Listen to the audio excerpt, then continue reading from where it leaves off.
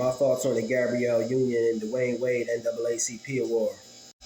And that is, stop trying to make the colorful movement a black fight. And I don't stand for, nor do I agree with what Dwyane Wade and Gabrielle Union are doing to that child. Gabrielle Union isn't even the real mother, and apparently, from my understanding, the real mother doesn't even like what they're doing with the child. To me, kids don't have the right to make life-changing decisions on their own that will affect the rest of their lives. That's the role and the job of the parents, to protect and redirect and make life-changing decisions till the child reaches a level of maturity where they're able to accept and grasp the consequences of their actions.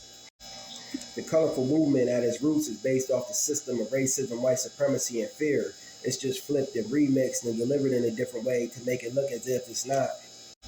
Stop trying to have all black people co-sign this kind of stuff, Gabrielle Union and other wicked people, and put black people to be the face of this kind of stuff. The colorful movement is just another agenda to target blacks, a trick bag of the true enemy. And us as black people not standing for the colorful movement and agenda doesn't mean we don't stand with our brothers and sisters just off the strength of their blackness. But we just don't like nor stand for the way in which they choose to live their lifestyle. And that's okay. We're allowed to have our opinions as well. Because homosexuality and culture comes from the European. And I also have a problem with the NAACP as well. Apparently it was started in February 12, 1909. And what I'm about to say is not to take anything away from the black elders and ancestors that started these movements. But to me, the NAACP was just a movement that was for everybody. It's even called the National Association for the Advancement of Colored People. And that means they're for the rights and services of all minorities and all colored people, which is nothing wrong with that. But it wasn't an all-black movement. We need all-black movements funded by us for us. And its national leadership is interracial. And to me, that's why the NAACP was able to survive so long, that it wasn't an all-black agenda. Because whenever we push an all-black agenda just for and about black people, historically it's destroyed or they try to find some way to sabotage it. And the NAACP never really deals with no black issues at the roots on the ground level. It's always some neutral kind of topic because they're not just for black people. They got to be about the collective of minorities.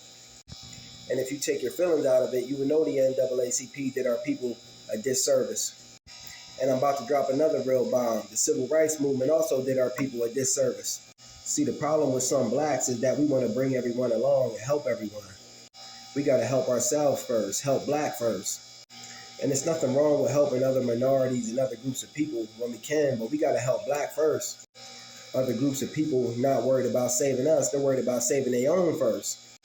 But when we get to talking this way, organizing and strategizing, it's a problem. When we run our own organizations and groups and don't want to be funded by the dominant society, where we don't want nothing to do with them. Integration also hurt black people a lot. It took from black businesses and gave to everyone else. It's like moving into someone else's house. Now you got to play by their rules. We should have just built our own. Okay, you don't want me eating or sitting in your shops. I just build my own shops and do business with my own. And it really hurt black people in terms of unity. Years ago, we used to have more unity amongst our people because we were forced to need and depend on one another. We knew it took a village. But when integration did, coupled with the fact that we were held back for so many years, it made some feel inferior, where they had to buy and consume white and move to white neighborhoods to be vindicated and validated. And we stopped supporting the local black-owned shops in the neighborhood. And if you remove your feelings and emotions from it and see things for what it is, you know I'm right. Peace.